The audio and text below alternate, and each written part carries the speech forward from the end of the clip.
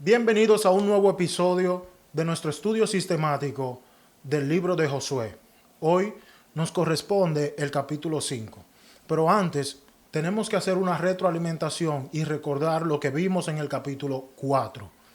En el capítulo 4 vimos algo sumamente poderoso y algo que tiene mucha importancia para nosotros, y es el memorial en Gilgal.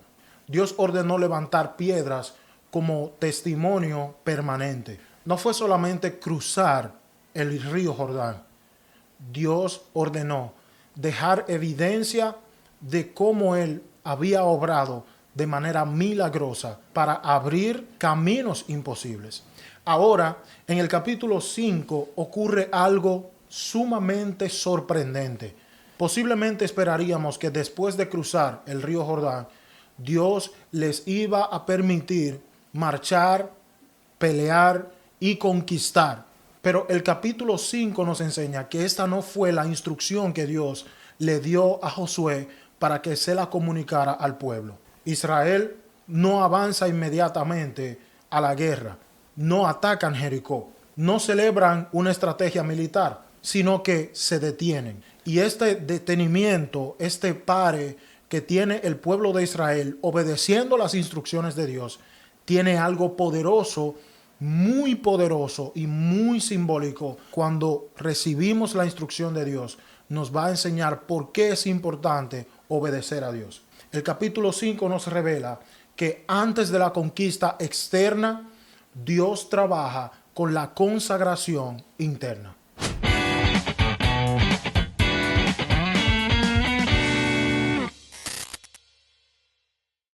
Después de cruzar el río Jordán, las naciones cananeas quedan paralizadas de miedo. Estratégicamente, este era el momento perfecto para Israel atacar y poder conquistar. Pero Dios hace algo inesperado. Él ordena circuncidar a la nueva generación. Manda a celebrar la Pascua. El maná cesa y Josué se encuentra con el príncipe del ejército de Jehová. Así que este capítulo no trata de guerra.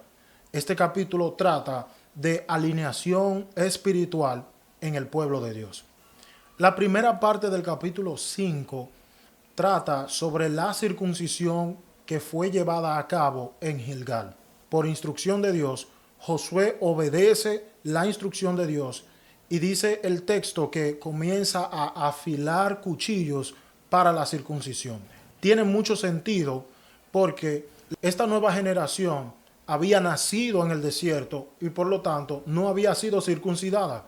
Es decir, que esta nueva generación no había entrado de manera formal o de manera legal al pacto de Dios. La generación que salió de Egipto había muerto por incredulidad y la nueva generación que estaba ahora liderando Josué era una generación que necesitaba entrar en el pacto. Pero ¿qué representa la circuncisión en el Antiguo Testamento? En el Antiguo Testamento la circuncisión representa separación, representa pacto, representa identidad y representa santidad. Una vez el pueblo de Israel era circuncidada, automáticamente quedaba separada dentro del pacto, tenía identidad como un pueblo distinto a las demás naciones y era santificada por medio de la circuncisión. Así que lo que Dios estaba pidiéndole al pueblo o a Josué para que realizara en el pueblo de Israel era una manera de volver a renovar el pacto y de incluir a esta nueva generación en ese pacto que Dios ya había entregado. Aquí hay algo profundo que nosotros pudiéramos aplicar en nuestras vidas y entender de esta primera parte del capítulo 5. No podemos heredar lo que Dios nos ha prometido si primero no entramos al pacto. Si queremos recibir las promesas de Dios, primero tenemos que alinearnos a todo lo que Él nos exige. Gilgal significa rodar. Lo que era importante para el pueblo de Israel era entender lo que Dios había ordenado y en qué lugar Dios había ordenado que se hiciese la circuncisión. Porque Gilgal, otra vez, significa rodar. Dios tenía que dejarle bien claro a esta nueva generación que al circuncidarse iban a dejar toda su antigua vida o su estilo de vida antiguo, lo iba a dejar en Gilgal, y esto servía como una representación de que todo el oprobio de Egipto iba a quedar en Gilgal e iba a rodar fuera o lejos del pueblo de Israel. Dios dice: hoy he quitado el oprobio de Egipto.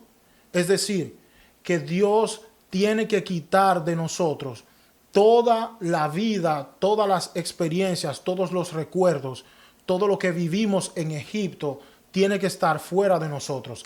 Egipto no puede tener ningún poder sobre nosotros.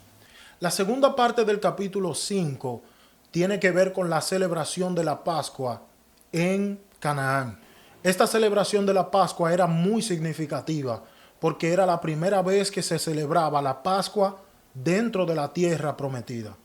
Esta primera celebración de la Pascua es muy importante para esta nueva generación, porque celebrarla les recordaba liberación de la opresión de Egipto. Les recordaba la sangre protectora. Les recordaba también juicio sobre Egipto y les recordaba la identidad como pueblo redimido por Dios. La diferencia entre esta primera celebración de la Pascua y las anteriores celebraciones era que ahora ellos estaban celebrándola como conquistadores. Anteriormente ellos estaban huyendo en el desierto por 40 años. Y algo interesante y poderoso que ocurre en esta parte del capítulo es que podemos leer cómo el maná cesa. Cuando vieron que el maná cesó, esto tiene un significado muy poderoso e importante. Significa que ellos estaban atravesando por una transición sumamente poderosa.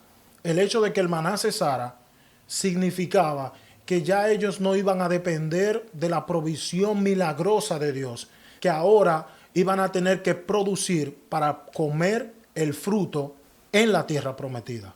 Pasar de provisión extraordinaria a provisión estable, del desierto a la herencia, de la supervivencia al gobierno. Esto no significa que Dios dejó de proveerles. Esto significa que Dios cambió el método por la cual ellos iban a recibir la provisión. Eso significa que hay temporadas donde Dios puede proveernos de manera milagrosa, pero hay otras temporadas donde Dios nos permite madurar y tener responsabilidad sobre la administración de todas las cosas aquí en la tierra. ¿Qué tan maduro y responsable estás siendo tú para poder recibir y poder mantener y ver la provisión de Dios a través de los frutos que trabajamos aquí en la tierra? La tercera y última parte de este capítulo va del versículo 13 hasta el 15, donde podemos ver el encuentro que Josué tiene con aquel príncipe del ejército de Jehová. Josué ve a este varón con una espada desenvainada, y la pregunta que le hace es la siguiente: ¿eres de los nuestros o de nuestros enemigos? La respuesta que Josué recibe es muy impactante para él, porque el varón le responde con un simple no, y le deja bien claro que él no vino para tomar partido, para ser parte de la conquista, sino para tomar el control de la conquista. Tiene mucho sentido. Primero, ya había sido el pueblo circuncidado. Segundo, ya habían celebrado la Pascua y ahora, con la aparición de este príncipe del ejército de Jehová, significaba que Dios estaba en total control de los siguientes pasos que iba a dar Josué y todo el pueblo de Israel. Así que este príncipe se identifica, o este varón se identifica de inmediato a Josué y le dice: yo soy príncipe del ejército de Jehová. Muchos teólogos interpretan que esta es una cristofanía, es decir, una manifestación preencarnada de Cristo. Y hay tres cosas profundas que podemos identificar en esta manifestación. Número 1, tiene una espada desenvainada, lo que significa autoridad judicial. Número 2, Josué se postra ante él. Eso significa adoración aceptada. Y número 3, se le dice, quita el calzado de tu pie, porque el lugar donde estás es tierra santa. Este último punto es exactamente el mismo lenguaje que Dios utiliza con Moisés en la zarza ardiente. ¿Lo recuerdan, cierto? La presencia de este príncipe del ejército de Jehová significa que la verdadera conquista no depende de Israel, depende del comandante en jefe celestial. Así que la pregunta no debería ser, ¿está Dios de mi lado? La pregunta correcta debería ser, ¿estoy yo alineado a la orden de Dios en mi vida? Finalmente, en sentido general, el capítulo 5 de Josué revela tres principios importantes o principales. Número 1, la purificación. Lo importante que es para Dios que nosotros estemos separados, purificados dentro del pacto y que estemos listos para hacer y obedecer la instrucción que Él nos entregue. Número 2, es importante para Dios y para nosotros tener memoria, recordar en la celebración de la Pascua, recordar de dónde venimos, dónde estamos y hacia dónde vamos. Y número 3, este capítulo nos enseña que debemos de estar en sumisión hacia todas las instrucciones que Dios nos dé. Debemos ser obedientes y debemos de no apartarnos ni a derecha ni a izquierda de las palabras que Dios nos entrega. Sin estos tres puntos, no hay manera de que podamos recibir la victoria de parte de Dios.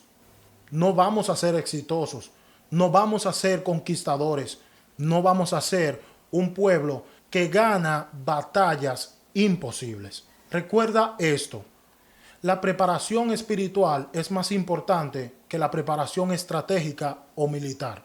2, Dios corta antes de entregar. Número 3, la herencia exige identidad. Número 4, la provisión de Dios cambia según la temporada. No es que Dios deje de proveer, es que sus métodos cambian. Número 5, la victoria pertenece al Señor y no al liderazgo humano. Antes de Jericó hubo circuncisión. Antes de murallas cayendo hubo rodillas dobladas. Antes de guerra hubo altar o adoración. Josué 5 nos enseña que nuestro mayor enemigo no es la muralla que tengamos enfrente, sino que es la falta de alineación a la instrucción de Dios. Así que es muy probable que Dios no esté retrasándote. Dios está preparándote para la conquista. Espero que este estudio haya sido de bendición para tu vida. Así que te espero la próxima semana cuando vamos a tocar el capítulo 6 de Josué.